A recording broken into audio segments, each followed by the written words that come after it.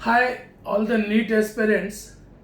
आज 24 अप्रैल मैं ये वीडियो आपके बीच में ला रहा हूँ। आने वाले 4th को यानी 4 मई बहुत इम्पोर्टेंट डेट है आपके लिए। नीट 2025 का एग्ज़ाम है।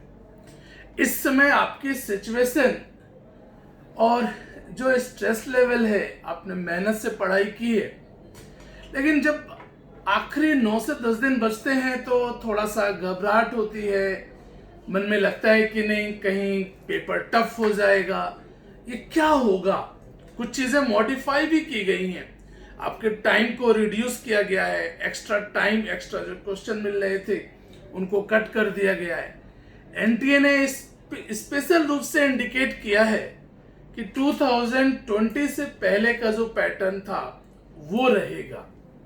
इसका मतलब जो पेपर थोड़ा आसान होता था, स्कोर बहुत ज्यादा हो जाते थे, अब वो नहीं होगा। तो अगर इस बीच में आप मॉक पेपर दे रहे हैं और आपके नंबर पहले ज्यादा आते थे और अभी कम हो रहे हैं, तो आपको लगता है कि नहीं घबराहट होने से और आपके नंबर कम आने से आपके साथ अच्छा नहीं होगा, इस बात को अपने जहन से प्लीज निकाल दो। इस बार की मेरिट जो है वो 600 के आसपास होगी। पिछले साल के पेपर को, पिछले साल के फ्रेमवर्क को अपने माइंड में सेट मत होने दो। सिचुएशन अलग है। और एक बात हमेशा याद रखना, जो भी आपके सबसे अच्छे स्कोर हुए हैं रिसेंटली पिछले 1 महीने में, उसको हमेशा अपना थ्रेशोल्ड बनाया जाता है। हमारी प्रॉब्लम्स क्या है कि अगर हमारे नंबर कभी कम आते हैं तो हम उस पर ज्यादा ध्यान देते हैं और अपनी सिचुएशन को और खराब कर लेते हैं। प्लीज ध्यान से समझेंगे। आने वाले सिर्फ 8 से 9 दिनों में आपका फोकस करना है। आपका 80% कंटेंट जो है वो थ्योरेटिकल है। पूरी बायोलॉजी एनसीईआरटी पर बेस्ड होगी, केमिस्ट्री में इनऑर्गेनिक, ऑर्गेनिक, और फिजिक्स में भी मॉडर्न फिजिक्स जो स्कोरिंग है वो एनसीईआरटी पर बेस्ड है। तो एक बार इस स्पीड में तेजी से एनसीईआरटी को थॉरो रिवीजन करिए। आए हुए क्वेश्चंस भी 25 से 30% रिपीट होते हैं। आपको घबराना नहीं है, आपने ईमानदारी से मेहनत की है।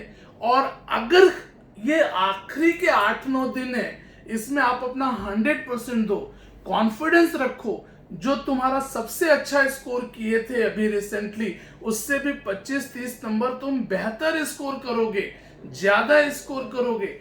आपके जो मार्क्स आ रहे हैं उस पर बहुत फोकस न करके अपनी जो पेपर इस बीच में आपने मॉक पेपर लगाए हैं उनकी गलतियों पे एनालिसिस करो। जो क्वेश्चन आपसे गलत हो रहे हैं उस पर थोड़ा टाइम दो और फोकस करो।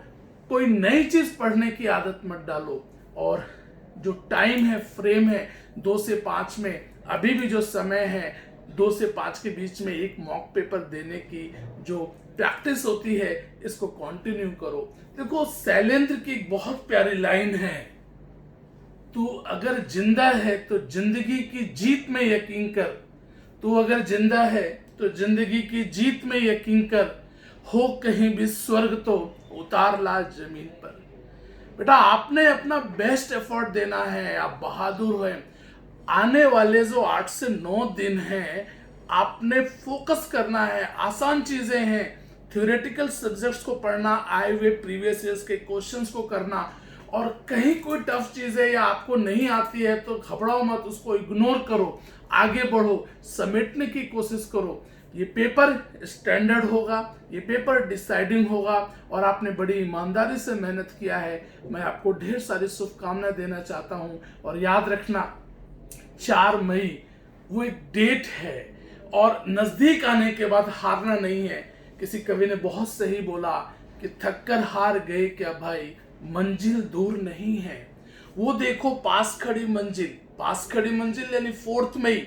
वो देखो पास खड़ी मंजिल इंगित से हमें बुलाती है, साहस से बढ़ने वालों के माथे पर तिलक लगाती है। नजदीक है। ढेर सारी शुभकामनाओं के साथ आपका नीट 2025 बेहतरीन होगा। मेरी तरफ से ढेर सारी बेस्ट विशेस है। आप अपने को फोकस करो, जरा भी मत घबराओ। आपकी मेहनत, आपके माँ बाप की विशेष शुभकामनाएं और हम सभी की दुआएं आपके साथ हैं। Thank you very much.